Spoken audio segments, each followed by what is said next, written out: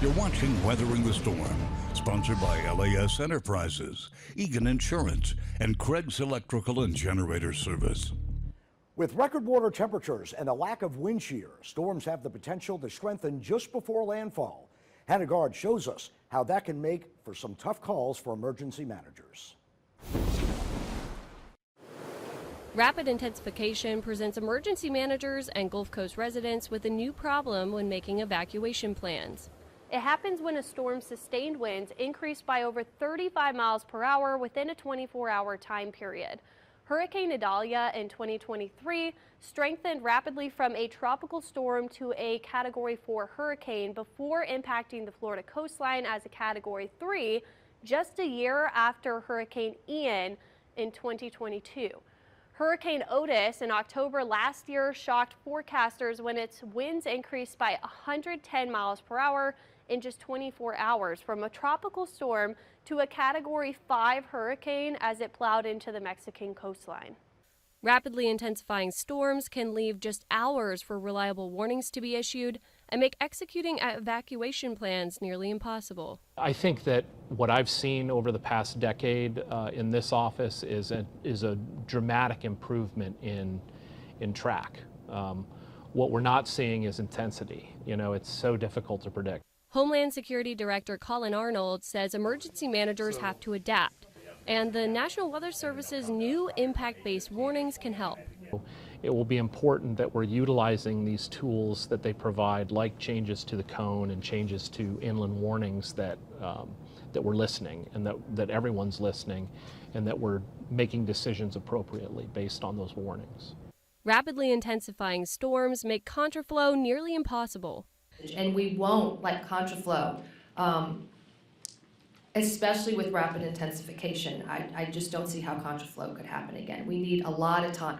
Officials say 72 hours are needed to turn all interstate lanes one way for evacuations. You get maybe less than 72 hours notice.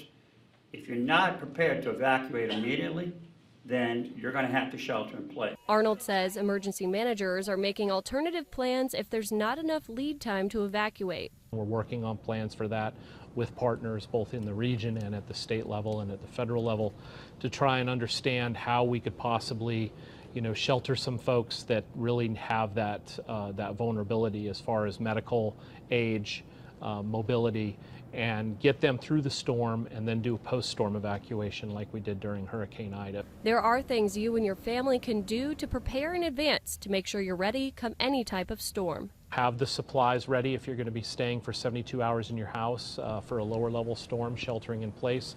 Have a go kit ready in case you need to get into the car really quickly and leave with your family, your pets, loved ones. And then staying connected, utilizing resources like NOLA Ready, signing up for emergency alerts. For Weathering the Storm, I'm meteorologist Hannah Guard. Storms can cause damage hundreds of miles away from landfall. Meteorologist Nicandra Norwood explains how the National Hurricane Center hopes to help people understand the potential for wide-reaching effects. The threat of the wind, rain, storm surge, the inconvenience of power outages, and the difficulty of finding supplies are all risks during a hurricane landfall. This is going to be a heavy year with the hurricanes, and I'm just saying, wow, I better, what you going to do? You just got to get ready, you just got to get ready and pray.